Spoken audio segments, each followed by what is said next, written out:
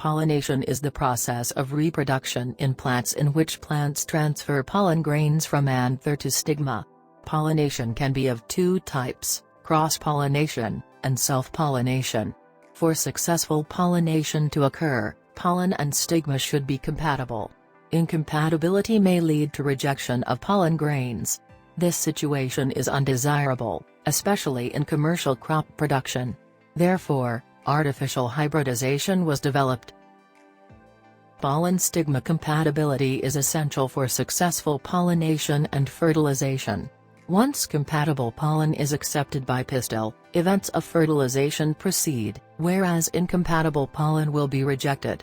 This interaction where a pistil is capable of recognizing its pollen is the result of long-term pollen-pistil interaction and chemicals released by pollen.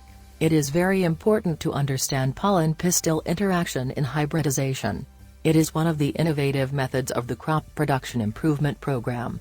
During artificial hybridization, only the desired pollen grains are introduced to the stigma through pollination.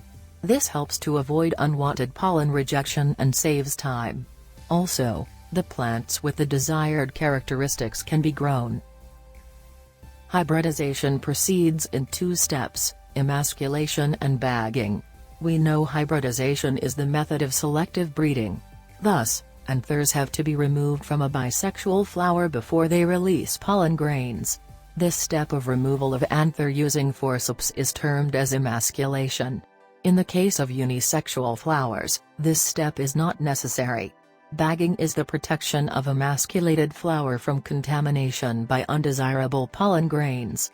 Here the flower is masked by a bag, still, the flower attains receptivity. In unisexual flowers, bagging is done before the flowers are open. Emasculation and bagging ensure that the female flower is completely protected from contamination. Once the flower attains stigma receptivity, the desired pollens are dusted on the stigma. This is resealed for further developments. Hence, artificial hybridization ensures that the right type of pollen has been transferred to the stigma of the flower. In addition, the chance of fertilization is high. Through this approach, a variety of strains of crops can be developed and it improves the quality of crop with desirable characters.